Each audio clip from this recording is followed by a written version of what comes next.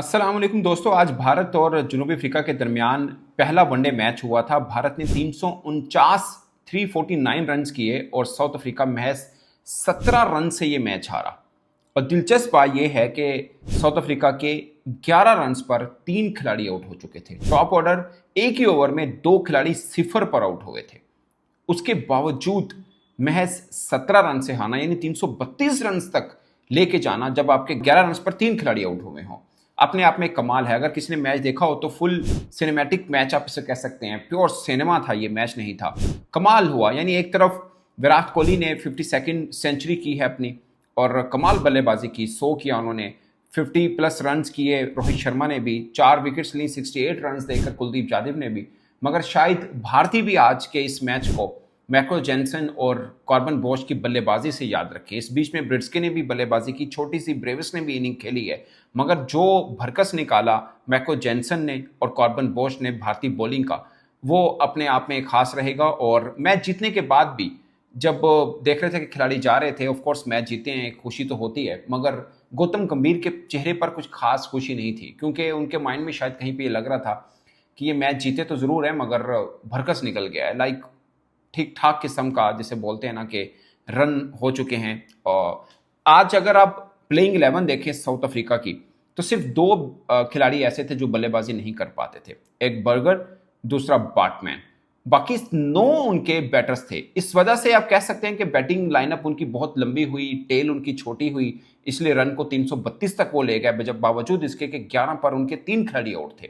आप इसको positive aspect भी देख सकते हैं। दूसरे एंड पे आप ये भी देख सकते हैं कि उनके इतने लंबे बैटिंग ऑर्डर बढ़ाने में और ऑलराउंडर्स को डालने में शायद वो 349 रन जो खाए वो भी ज्यादा थे। लाइक अगर एक आधा ऑलराउंडर कम और रेगुलर बॉलर होता, शायद ये 349 325 तक जाता, 310 305 तक जाता और वो मैच को चेस डाउन भी कर सकते थे। दोनों एस्पेक्ट हैं।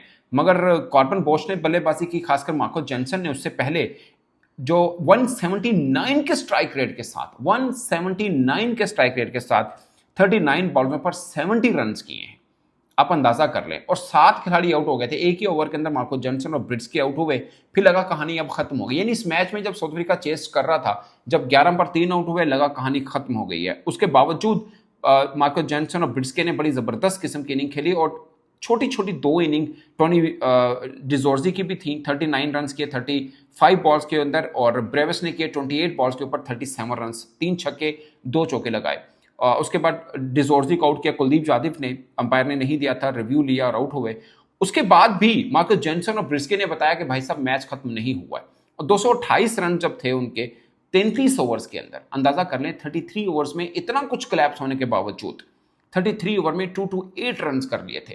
फिर जब मार्को जेनसन आउट हुए, उसके फौरन बाद ब्रिस्के आउट हुए, उसी एक ही ओवर में कुलदीप यादव ने आउट किया। अब सोचिए 2 सेट बैट्समैन खड़े हैं, एक ब्रिस्के खड़े हैं, एक मार्को जेनसन खड़े हैं, और दोनों का सफाई 228 के ऊपर आउट होते हैं, सॉरी 227 के ऊपर आउट होते हैं जॉनसन, 228 के ऊपर ब्रिस्के, यानी एक स्कोर के ऊपर 2 बड़े बल्लेबाज आउट हो जाते हैं। उसके बावजूद आकर कॉर्बन बोश 50 करते हैं। 50 भी क्या कमाल करते हैं, 51 बॉलों पर 67 रन हैं, 131 की स्ट्राइक रेट है। आपको लगेगा यार 131 कोई बड़ी स्ट्राइक रेट नहीं है, जहां पर 179 की स्ट्राइक रेट बनी। खैर वनडे परस्पेक्टिव में बहुत बड़ी स्ट्राइक रेट होती है ये भी। मगर दूसरे एंड के ऊपर जब उनका बर्गर आउट हो गए थे और फिर आखिर में एक बाटमैन ही रह गए थे, वहां पर उनके पास चांस था, कई जगहों पे सिंगल उन्होंने मिस किए, कहीं पर भाग कर डबल हो सकते थे, पर रिस्क नहीं लिया कि आखिरी विकेट है, मैच को आखिर तक लेके जाना है। उसके बावजूद स्ट्राइक रेट 131 की थी कॉर्बन बोश की, 51 बॉलों पर 67 रन, 4 छक्के 5 चौके। आप अगर छक्के से बॉलर्स के काउंट करें, मार्को जॉनसन ने 3 छक्के लगाए, कॉर्बन बोश ने 4 छक्के लगाए, सुब्रियान ने 1 छक्का लगाया, अगरचे वो स्पिनर है और बैटिंग भी थोड़ी बहुत कर लेते हैं, वो भी है। बट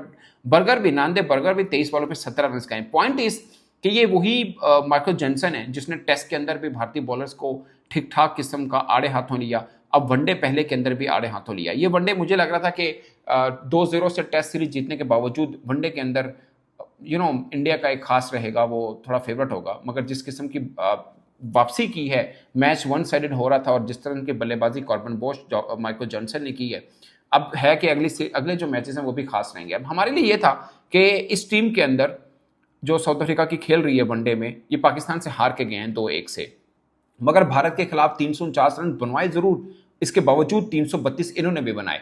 बट एक छोटा सा फर्क है, छोटा नहीं एक्चुअली में बड़ा फर्क है, वो ये है कि साउथ अफ्रीका के कुछ खिलाड़ी ऐसे हैं जो पाकिस्तान सीरीज में नहीं थे, उनकी तादाद 7 बनती। मिसाल के तौर पे रन नहीं किए रिकल्टन ने, बट वो पाकिस्तान के खिलाफ नहीं खेले थे। मार्करम ने रन नहीं किए, बट वो पाकिस्तान के खिलाफ नहीं खेले थे। लाइक मार्करम ने 7 रन किए, रिकल्टन 0 पे आउट हुए।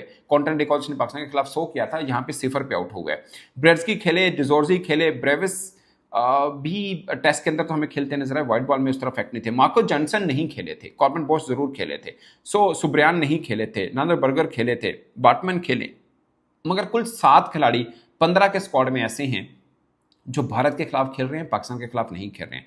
आज भी बूमा नहीं खेले हैं, इनके रबादा अनफिट है, वो नहीं खेले। कुर्जे जिसने वर्ल्ड कप 2023 में सबसे ज़्यादा विकेट्स ली थी, वो भारत के अंदर स्क्वाड में नहीं, बट वो इंजरी की वजह से नहीं है।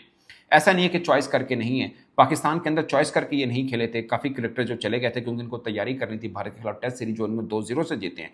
पॉइंट इस कि भारत को जीत मिली है 17 रन से, बट कोई बहुत ज़्यादा खुशी हमने चेहरों पर नहीं देखी। विराट कोहली की सेंचुरी को पहली इनिंग तक सेलिब्रेट किया गया, कुलदीप यादव ने बहुत ज़बरदस्त बॉलिंग की है, मगर ये फाइट बैक जो किया माइकल जॉनसन और कॉर्बन बोश ने, वो एक खास रहेगा। और कोच के ऊपर नजर आ रहा था, गौतम गंभीर के चेहरे के ऊपर, कि वो इस जीत के ऊपर बहुत ज़्यादा खुश नहीं है, क्योंकि एक अच्छा फाइट बैक दिया इनकी बॉलिंग अटैक के ऊपर। और एक क्वेश्चन अब इंडिया के बॉलिंग के ऊपर भी उठता है कि स्पिन डिपार्टमेंट कुलदीप यादव संभालते हैं, अगरचे जडेजा ने अच्छी बॉलिंग नहीं की है, मगर वो भी तगड़े बॉलर है। बट बुमराह के बगैर पेस अटैक इनका क्वेश्चनेबल जरूर रहता है, बावजूद इसके कि शुरुआत के अंदर 2 विकेट अर्ली ऑन ले ली थी हर्षित राणा ने, अर्शदीप ने भी ली, मगर जब धुलाई हुई तो कोई भी बॉलर कुछ खास अच्छी बॉलिंग नहीं कर पाया है। कुल मिला के अर्शदीप सिंह ने 10 ओवर में 64 रन दिए, 2 खिलाड़ी को आउट किया। हर्षित राणा जिन्हें शुरुआत में 2 विकेट मिल गई थी अर्ली ऑन एक ही ओवर में, उन्हें भी 10 ओवर में 65 रन हो गए, 65 रन, 3 विकेट्स आउट किए। वाशिंगटन सुंदर 3 ओवर में 18 रन दिए। कृष्णा जो है, प्रसाद कृष्णा 7.2 ओवर के अंदर 48 रन, यानी 6.55 की इकोनॉमी से।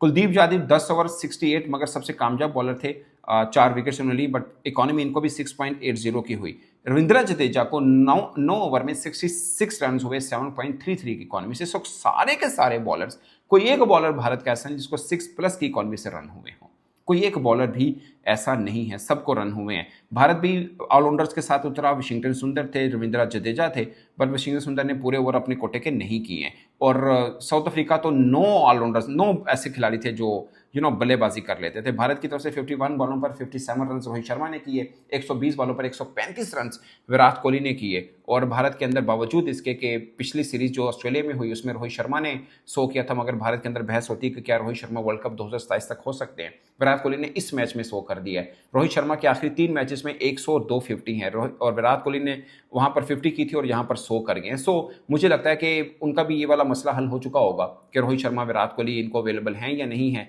टिल वर्ल्ड कप 2027, क्योंकि वहां पे ये बहस होती है कि इन पीछे तिलक वर्मा है, अभी शुभमन गिल नहीं है, वो फिट होकर टीम में अंदर आ जाएंगे, श्रेयस अय्यर नायब कप्तान है, वो फिट होकर आ जाएंगे। बट इस टीम के अंदर भी 2 जगह बनती है, एक जायसवाल की, दूसरा गायकवाड़ की, के दोनों ड्रॉप हो सकते हैं और फिर वो 2 खिलाड़ी एडजस्ट हो सकते हैं। बट मुझे लगता है कि रोहित शर्मा, विराट कोहली जिस फॉर्म के अंदर है, खासकर विराट कोहली ने जैसी फील्डिंग की है 100 करने के बावजूद, अगरचे 100 के बाद हल्के से क्रैम्प्स उनको पड़े थे, मगर फिर 50 ओवर फील्डिंग की और जबरदस्त किस्म की एनर्जी लेवल उनका नजर आया। आई डोंट थिंक सो के उनके ऊपर कोई फिटनेस को लेकर कोई बात होनी चाहिए। रोहित शर्मा ने भी कमाल फील्डिंग की, कई ऐसे चौके थे जो उन्होंने रोके भी थे मिड विकेट में खड़े होकर। ऑन द होल बल्लेबाजी और फील्डिंग दोनों में रोहित शर्मा, विराट कोहली एक नुमाया तौर पर नजर आए।